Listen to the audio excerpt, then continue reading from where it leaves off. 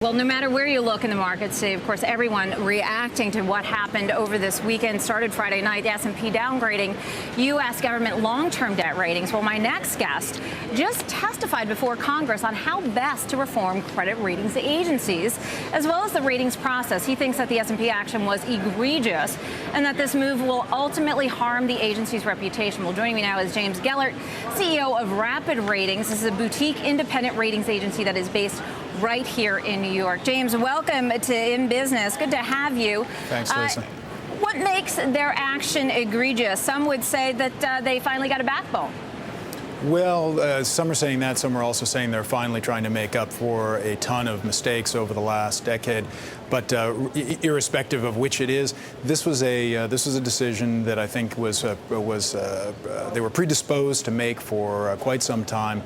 The $2 trillion issue right at the last hour, brought up by Treasury, finding a mistake in their calculations, and ultimately not leading to a real delay. Having S&P on Friday afternoon make the downgrade. I think they were prepared to do it, and they obviously, in their explanation, blamed a lot of it on the political process. Not to say the political process was pleasant at all, but clearly that was what they were really focused on.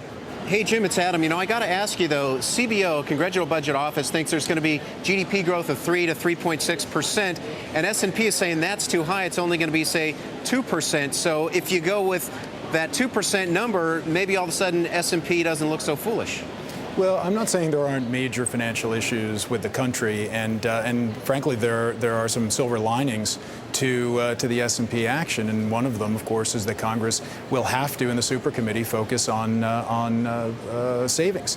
So where they actually come up with those numbers, let's just hope that they do it, and they do it reasonably quickly, because we could very easily find ourselves in a position where we're looking back in a few months, remembering the good old days of having a AA+, because S&P has certainly indicated that they're prepared to keep going. You know, Dodd-Frank reform, one area of focus are the rating agencies, as I'm sure you know very well.